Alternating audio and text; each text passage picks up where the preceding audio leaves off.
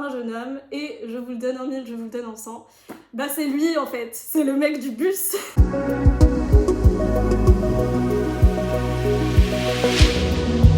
Bonjour à tous, j'espère que vous allez bien. Merci déjà à tous ceux qui ont vu la première vidéo, vraiment un immense merci à vous et d'avoir liké, commenté ou de m'avoir écrit, enfin merci beaucoup. Donc déjà pour commencer, j'ai un livre à vous présenter que j'ai terminé pas plus tard qu'hier soir et que j'ai beaucoup aimé. Je vais faire un petit teasing là, hop, rapide. Mais oui, on va parler un peu lecture, on va parler d'autres choses et on commence tout de suite. Je pensais pas le finir, je m'étais dit à la base, oui je vais en parler en vidéo sans l'avoir lu et au final je suis tombée dans une... Alors je vais vous raconter un peu ma life. Je vais vous raconter un petit peu ma vie de lectrice. C'est que on va d'abord commencer rapidement par ça. Ce livre-là donc qui se nomme Divine Rivalité, écrit par Rebecca Ross, qui est magnifique. Alors, vraiment, l'intérieur est trop beau. J'avais pas prévu de vous en parler en premier, mais écoutez, on va faire les choses dans l'ordre parce que j'ai commencé par lire ça. Je l'ai pas encore terminé. On va dire, regarde, il me reste vraiment rien. Il doit me rester... Bah si, quand même. Il doit me rester une petite centaine de pages, je pense. Même pas. 70, quelque chose comme ça. Alors, commençons par le commencement. Déjà, un petit résumé. Dans cette histoire, on va suivre une jeune fille, Iris, qui vit dans un monde qui n'est pas le nôtre, clairement, un monde de fantaisie en pleine guerre. C'est une guerre entre différentes divinités. Ces divinités appellent les humains à combattre pour elles. Et au tout début de l'histoire, nous, on rencontre Iris et son grand frère, qui s'appelle Arthur. Non, pas du tout. Il s'appelle... On s'en fiche un peu en fait. Forest. Qui s'appelle Forest. Et Forest a été appelé, donc c'est une espèce de chant, un peu, ça fait penser un peu aux histoires de sirènes qui appellent les marins, et en fait c'est ça, et Forest il a été appelé par la divinité qui joue d'un instrument, bref, et il est parti au front. Il a dit à sa sœur voilà, qu'il sent que c'est la chose à faire, c'est un peu ça ce qui se passe, et il se sent obligé d'aller combattre pour la divinité. Et donc Iris a dû voir son frère partir au front. Et ça lui a fait mal parce que son frère choisit la guerre plutôt qu'elle, c'est comme ça qu'elle le percevait. Et en fait, on va suivre cette jeune fille qui va se retrouver seule avec sa mère dans un quotidien un peu, même très compliqué. Et en fait, pour gagner de l'argent, elle va décider d'arrêter l'école et de trouver un poste dans une grande maison de journalisme. Et c'est là qu'elle va faire la connaissance de Roman Kit. Et donc Roman, au travail, c'est son rival puisque lui aussi, il cherche à avoir un meilleur statut qu'elle à la Gazette. Et en fait, les deux vont être amenés à correspondre via leur machine à écrire et ils vont être amenés à échanger des lettres sans savoir, et en fait c'est ça la petite subtilité, c'est que Iris va écrire à Roman Kit en pensant qu'elle écrit à son frère, enfin du moins au début, et voilà, je n'en dirai pas plus. Et en fait j'en reviens à pourquoi je me suis arrêtée là, parce que en soi ce n'est pas un coup de cœur, ça clairement, mais c'était une excellente lecture, et en fait je me suis demandé, mais pourquoi ça s'arrêterait pas là? Pour moi j'ai eu presque tout ce que je voulais. Il me reste juste une chose peut-être où je suis curieuse de savoir le pourquoi du comment. Mais là, ça m'a suffi. En fait, j'ai arrêté le livre là et je me suis dit, bah, c'est bon quoi, enfin, vivez votre vie, je sais pas.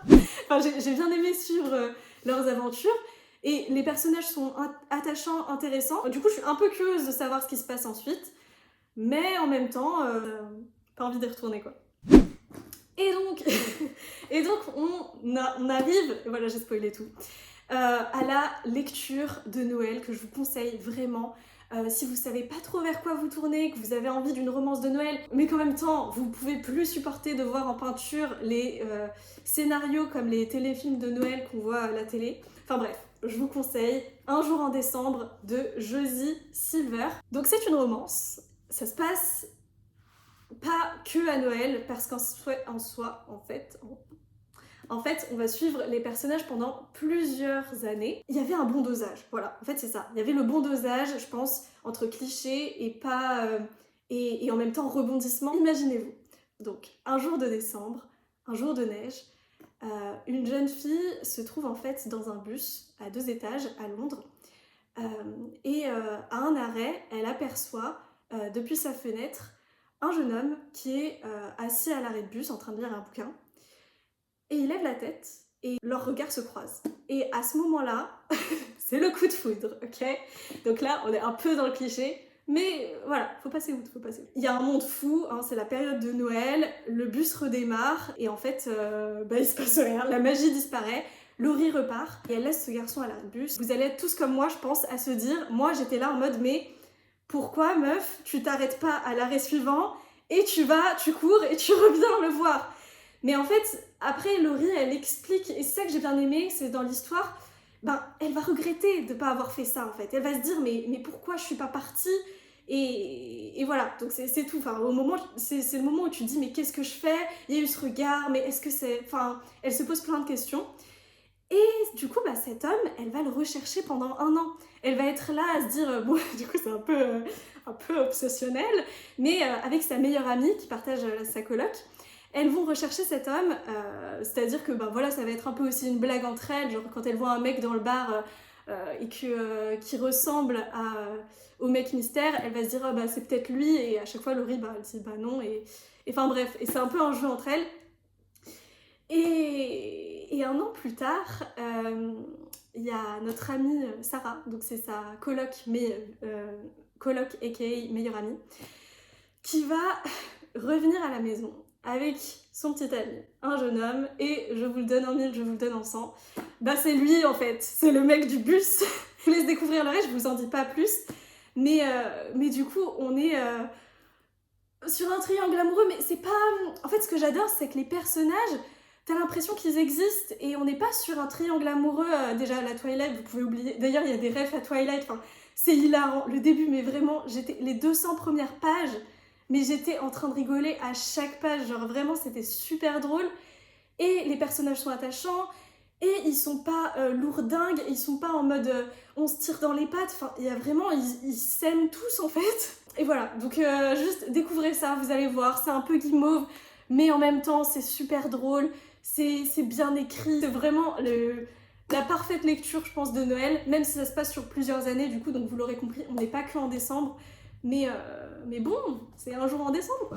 Ensuite, on passe à une reco qui m'a été faite par une amie qui travaille avec moi, et je lui ai demandé de me trouver, de me conseiller un film parfait pour la période, qui me mette bien dans l'ambiance, et j'ai eu le droit, non pas à une reco, non pas à 2 recos, non pas...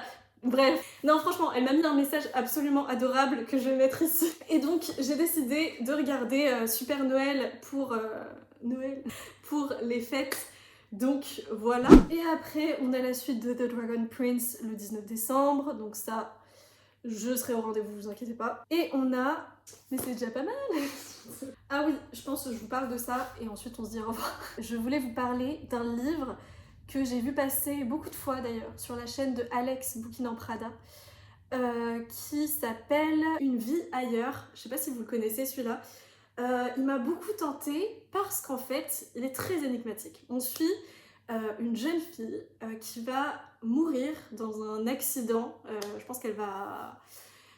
je sais plus si c'est ça, hein, mais je crois que c'est en rapport avec un accident de la route, accident de voiture. Et en fait, donc elle était très jeune à ce moment-là. Je crois qu'elle devait avoir entre 14 et 19 ans.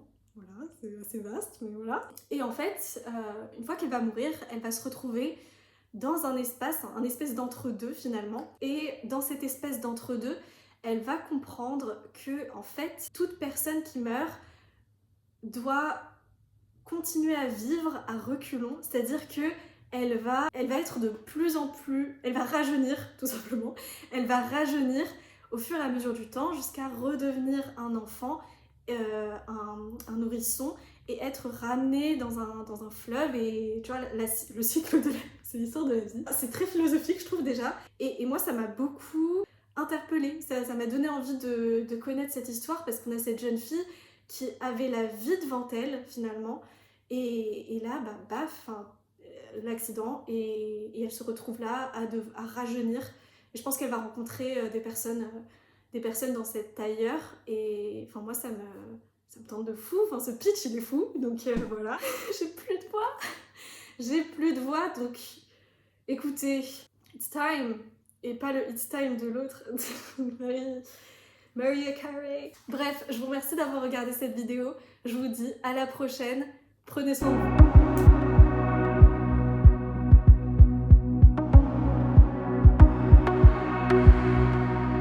Attendez, j'ai envie de tenter un truc là. J'adore faire ça. Je sais que Louis San m'a piqué mon idée.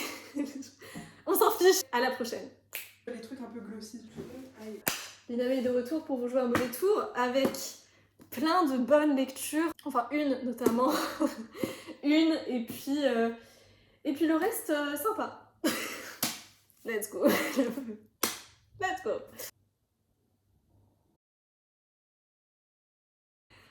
Salut les gars. Non, c'est pas Lina situation ici, ok? Oh, les imprévus de la caméra, on adore. Correspondre via leur...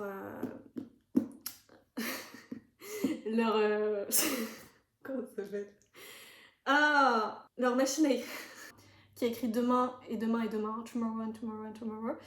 C'était quoi